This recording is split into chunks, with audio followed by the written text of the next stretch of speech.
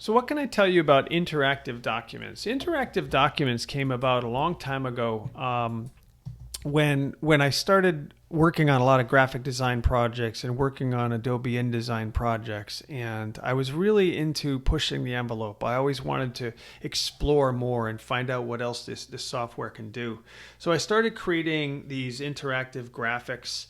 I started, again with a small job here or there, and people caught on to them and really liked them. So let me show you. Let me show you one of them here.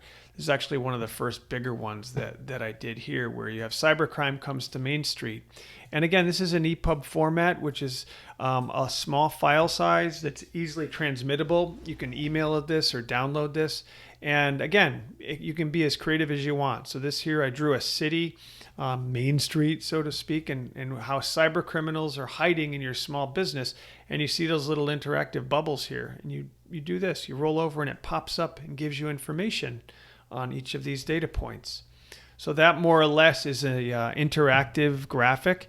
And so once I started creating this or these types of things, I realized you could do so much more with it. So over the years, I've created a lot of these, and these get some of the most attention of all of them just because they're so visually intriguing, and you can get so much more information here on a page. Because if you think about it, I mean, you have page worth is 1, 2, 3, 4, 5, 6, 7, 8 different pieces. This is like a multi-page document on one poster. So that's what I like about that, about the interactive documents. I'll see if I can get some others here. Let's see here. I'll get a digital link here. You can host them online too. So again, Adobe can host some of these. I mean, here's a sales enablement tool, which is kind of like an ebook, right? Where you just kind of show an ebook. It can be EPUB format or whatever. But again, interactive. So this is the CIO journey step by step. So you have a getting ready step. You have step 1, step 2, step 3.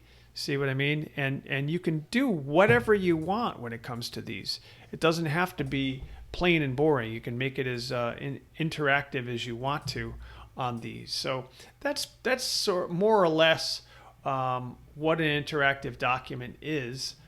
But again, thinking outside the box. Just remember, on documents, you can get very, very interactive with them and do some really cool stuff.